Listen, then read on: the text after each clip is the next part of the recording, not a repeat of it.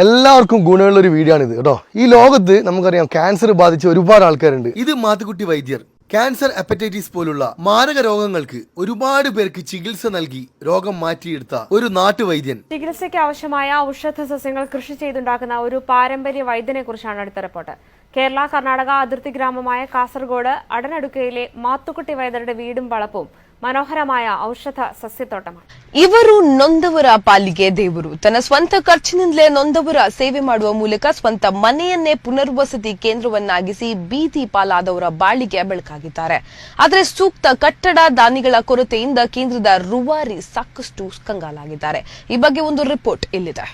മികവുറ്റ ഒട്ടേറെ കലാകാരന്മാരെയാണ് കരൾ വൃക്ക രോഗങ്ങളുടെ രൂപത്തിൽ വിധി മലയാളക്കരയിൽ നിന്നും തട്ടിയെടുത്തത്. ഈ കൂട്ടത്തിൽ ഏറ്റവും ഒടുവിലത്തേതാണ് ചലച്ചിത്ര സംവിധായകൻ ദീപന്റെ അന്ത്യം. എന്നാൽ യഥാസമയം രോഗം കണ്ടെത്താത്തതും ശരിയായ ചികിത്സ ലഭിക്കാത്തതുമാണ് പലരെയും രക്ഷിക്കാൻ കഴിയാതെ പോകുന്നതിന് കാരണമെന്ന് പ്രശസ്ത പാരമ്പര്യ ചികിത്സകനായ മാത്തുക്കുട്ടി വൈദ്യൻ പറയുന്നു. രോഗത്തോട് മല്ലടിച്ച് മരണത്തെ മുഖാമുഖം കണ്ട ആയിഷയ്ക്ക് പുനർജന്മം. ആയുർവേദത്തിന്റെ മാന്ത്രിക സ്പർശത്തിലൂടെ വൈദ്യരത്നം മാത്തുക്കുട്ടി വൈദ്യരാണ് ആയിഷയെ ജീവിതത്തിലേക്ക് തിരിച്ചു കൊണ്ടുവന്നത്. ₹1 ഫീസ് കൊടുക്കാതെ നമുക്ക് ആ വൈദ്യരെ കാണാനും പറ്റും. ആള് ചികിത്സിച്ച് ട്രീറ്റ്മെന്റ് ചെയ്തിട്ട് നമുക്ക് അസുഖം മാറുന്നുള്ള രീതിയിലാണ് പറയുന്നത്. കൂടാതെ ഷുഗർ, പ്രഷർ, കരൾ രോഗം എല്ലാത്തിനുള്ള ഒരു വൈദ്യരാണ് നമ്മളിന്ന് പരിചയപ്പെടുത്താൻ വേണ്ടി പോകുന്നത്. അപ്പോൾ ഈ വീഡിയോ ആദ്യം മുതൽ അവസാനം വരെ നിങ്ങൾ എന്തായാലും കാണണം. ഞാൻ പറഞ്ഞില്ലേ, ഈ വൈദ്യരെ നമ്മൾ പരിചയപ്പെടേണ്ട ഒരു വൈദ്യർ തന്നെയാണ്. നമ്മളിപ്പോൾ പോയിക്കൊണ്ടിരിക്കുന്നത് വൈദ്യരുടെ വീട്ടിലേക്കാണ്. ഞാൻ എല്ലാ കംപ്ലീറ്റ് കാര്യങ്ങളും ഡീറ്റെയിൽ ആയിട്ട് പറഞ്ഞുതരാം. നമുക്ക് ഇതിൻ്റെ അകത്ത് കയറുമ്പോൾ തന്നെ ഒരു കാടിൻ്റെ അകത്ത് കയറി പോകുന്നൊരു ഫീലാണ്. ഇവിടെ ഒരു ചെറിയൊരു വീട് കാണുന്നുണ്ട്. ഇത് വൈദ്യരുടെ വീടാണെന്ന് തോന്നുന്നു. അപ്പോൾ എങ്ങനെയാണെന്നുള്ളത് കംപ്ലീറ്റ് ഞാൻ പറഞ്ഞുതരാം. മാത്തുക്കുട്ടി വൈദ്യർ എന്നാണ് വൈദ്യരുടെ പേര്. അപ്പോൾ നമുക്ക് നേരെ വൈദ്യരടുത്ത് പോകാം. വൈദ്യർ ഇവിടെ ഉണ്ടോ ഇല്ലയോ നമുക്കറിയില്ല. നോക്കാം. ബാ.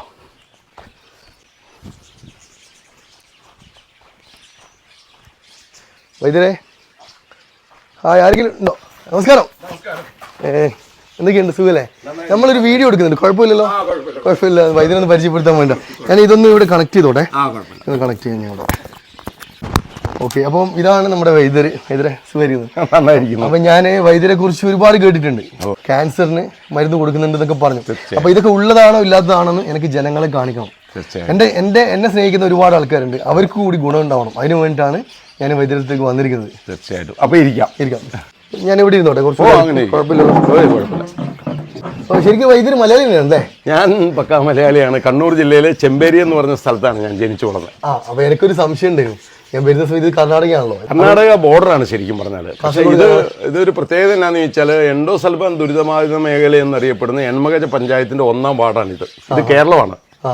പക്ഷെ നമ്മൾ കയറി വരുന്നത് 2 കിലോമീറ്റർ കർണാടകത്തിൽ കൂടെ കയറി വന്ന് വേണം നമ്മൾ കേരളത്തിലേക്ക് കയറാൻ. ഇത് ശരിക്കും ഫോറസ്റ്റ്? ഇത് ശരിക്കും പറഞ്ഞാൽ ഫോറസ്റ്റ് അല്ല, ശരിക്കും പറഞ്ഞാൽ നമ്മുടെ കേരളത്തിന്റെ സ്ഥലം തന്നെയാണ്. ഓക്കെ. അപ്പൊ ഞാൻ 1-2 കാര്യങ്ങൾ ഉണ്ടായിട്ട് വന്നിരിക്കുന്നത്. ഇപ്പം പിന്നെ ഒന്ന് എനിക്ക് അറിയേണ്ടത്, ഇപ്പൊ നമുക്കറിയാം ഇപ്പം കേരളത്തിൽ തന്നെ പല വിധത്തിലെ പ്രശ്നങ്ങൾ നടന്നുകൊണ്ടിരിക്കുകയാണ്. ഹെപ്പറ്റൈറ്റിസിനെ കുറിച്ചിട്ടുള്ള ഒരു പ്രശ്നം. അപ്പൊ അതും അതിന്റെ ഒരുമിച്ച് ഇപ്പൊ ക്യാൻസർ ഇപ്പം ഒരുവിധം ആൾക്കാർക്കൊക്കെ ഉണ്ട്. അപ്പം ഇതിന് ശരിക്കും മരുന്നില്ലല്ലോ. അപ്പൊ ഇങ്ങനെയുള്ള ട്രീറ്റ്മെന്റും കാര്യങ്ങളൊക്കെ ഇവിടെ ചെയ്യുന്നുണ്ട് എന്ന് അറിഞ്ഞിട്ടാണ് ഞാൻ വന്നത്. ഞാനൊരു 36 വർഷം കഴിഞ്ഞു ഇവിടെ ചികിത്സ സ്വന്തമായിട്ട് ചെയ്യുന്നത്. ഇതിനകത്ത് പച്ചമരുന്നുകൾ, കാര്യങ്ങൾ, നമ്മളിപ്പോൾ ക്യാൻസർ, ഹെപ്പറ്റൈറ്റിസ്, അതുപോലെ തന്നെ കിഡ്നി സ്റ്റോണ്, സോറിയാസിസ്, പക്ഷവാതം, ഇങ്ങനെയുള്ള ട്രീറ്റ്മെൻറ്റാണ് നമ്മളിവിടെ ചെയ്യുന്നത് കൂടുതലും. അപ്പം നമ്മൾ ചെയ്യാനുള്ള കാര്യം എന്താണെന്ന് വെച്ചാൽ ഹെപ്പറ്റൈറ്റിസ് ബിക്ക് നമ്മുടെ വേൾഡിലെന്നല്ല, ലോകത്തല്ല, ഇന്ത്യയിലല്ല എവിടെയും മരുന്നില്ല. Hepatitis A, B, C, D, ഇങ്ങനെ 4 ടൈപ്പിലാണ് ഹെപ്പറ്റൈറ്റിസ് ഉള്ളത്.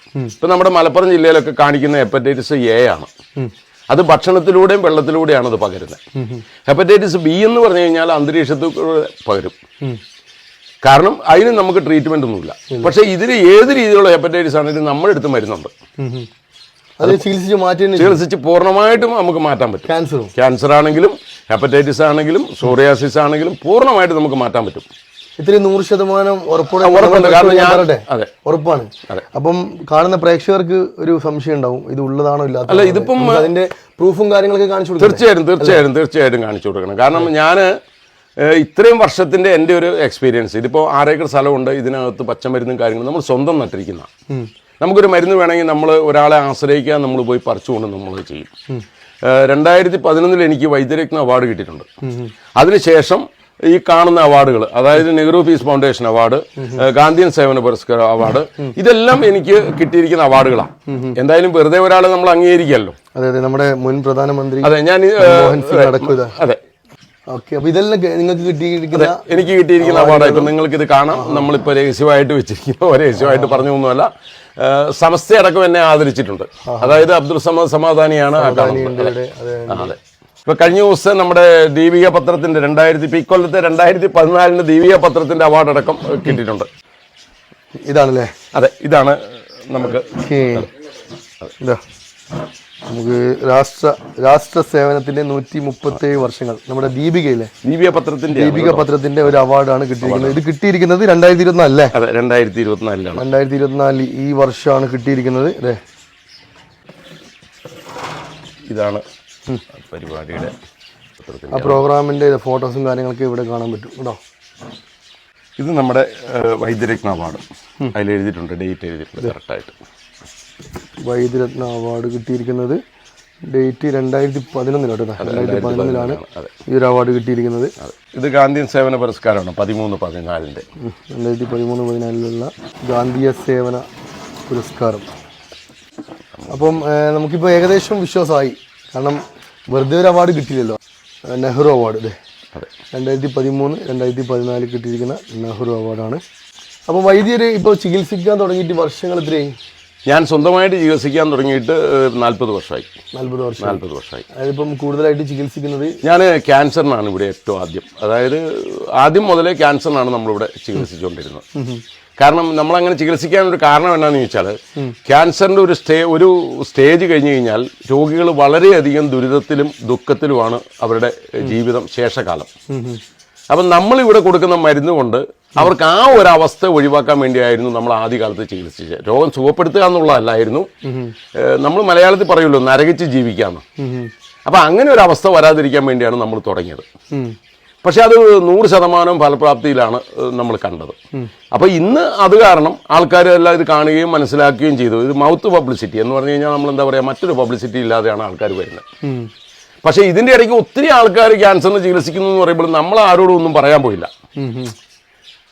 നമ്മൾ നമുക്കിവിടെ രോഗികൾ വരുന്നുണ്ട്, നമ്മൾ ചികിത്സിക്കുന്നുണ്ട്. പക്ഷെ അന്നൊക്കെ ആൾക്കാർ ഒരുപാട് പേര് ചോദിക്കുമായിരുന്നു, എങ്ങനെയാണ് ക്യാൻസറിന് ചികിത്സിക്കുന്നത്, നിങ്ങൾക്ക് മാത്രം ആയുർവേദത്തിൽ എന്താണ് പ്രത്യേകത എന്ന്. അപ്പം ഞാൻ പ്രത്യേകത എന്താണെന്ന് ചോദിച്ചാൽ, എനിക്ക് 3 കുട്ടികളാണ്. അപ്പോൾ എൻ്റെ മോള് MD കഴിഞ്ഞപ്പോൾ, ആയുർവേദത്തിൽ MD കഴിഞ്ഞപ്പോൾ ഞാൻ ബഹുമാനപ്പെട്ട പ്രധാനമന്ത്രിക്ക് ഒരു റിക്വസ്റ്റ് അയച്ചു, ആയുർവേദത്തിൽ ക്യാൻസർ ക്യൂർ ചെയ്യാൻ പറ്റുമെന്ന്. പക്ഷേ എനിക്ക് അതിന് മറുപടി ഒന്നും കിട്ടിയില്ല. പക്ഷേ ബെൽഗാം യൂണിവേഴ്സിറ്റി 2 സീറ്റ് ഇന്ത്യയിൽ ആദ്യമായിട്ട് MD കഴിഞ്ഞവർക്ക് 2 സീറ്റ് അവിടെ കൊടുത്തു, ഫെലോഷിപ്പ് എന്ന് പറഞ്ഞിട്ട്. അപ്പോൾ അതിലൊരു സീറ്റ് എൻ്റെ മോൾക്ക് കിട്ടി. അപ്പോൾ അതുകൊണ്ട് ഇന്ന് അവള് ഇന്ത്യയിലെ 3ാമത്തെ ഡോക്ടറാണ് എൻ്റെ മോള് ആയുർവേദത്തിൽ. അപ്പോൾ ക്യാൻസറിന് എവിടുന്നാണ് മരുന്നെന്ന് ചോദിച്ചവർക്ക് ഒരു ഉത്തരം കൊടുക്കാൻ എനിക്കിന്ന് സാധിച്ചു.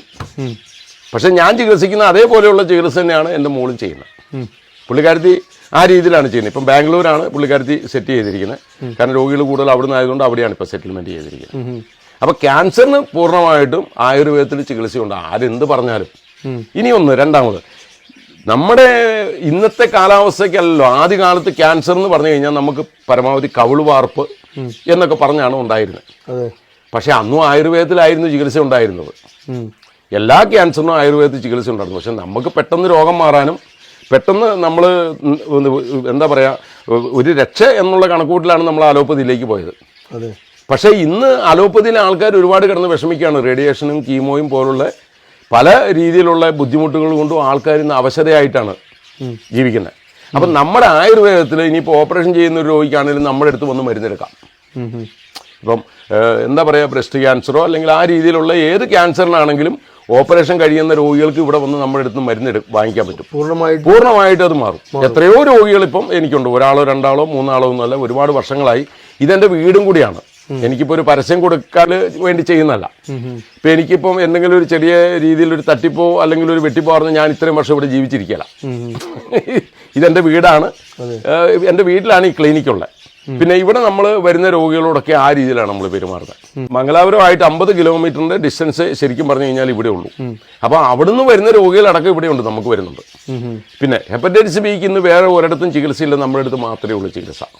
ഇപ്പോൾ ആർക്ക് വേണേലും നോക്കാം, യൂട്യൂബിൽ അടിച്ച് നോക്കിയാലും കാണാൻ പറ്റും. മരിച്ചുപോയി എന്ന് അല്ലെങ്കിൽ ഇനി രക്ഷയില്ല എന്ന് പറഞ്ഞ രോഗികൾ ഇന്ന് ജീവിച്ചിരിപ്പുണ്ട്, ഞാൻ മരുന്ന് കൊടുത്തത്. അതൊക്കെ തീർച്ചയായിട്ടും ആൾക്കാർക്ക് കാണാൻ പറ്റും. നമുക്കിപ്പോൾ പണ്ടത്തെ പോലെ ഒരു രഹസ്യമായ കാര്യമൊന്നുമല്ല, എല്ലാം സോഷ്യൽ മീഡിയയിൽ എല്ലാം ഇന്നിപ്പോൾ സോഷ്യൽ മീഡിയയിൽ വരും. നമ്മളൊരാളെ ചികിത്സിച്ചു, അത് എവിടെയാണെന്ന് ചോദിച്ചാൽ നമുക്കത് കാണിക്കാൻ പറ്റും, നമുക്കൊന്ന് അടിച്ചു നോക്കിയാൽ കാണാൻ പറ്റും.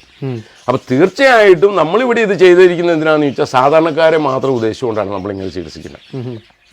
ഇപ്പം നമുക്കറിയാം ഇന്ന് ഏറ്റവും കൂടുതൽ ചിലവേറിയ ഒരു ചികിത്സാ സമ്പ്രദായം, ആ ചികിത്സാ സമ്പ്രദായം ഏറ്റവും കൂടുതൽ ചിലവേറിയതായി മാറിക്കഴിഞ്ഞു.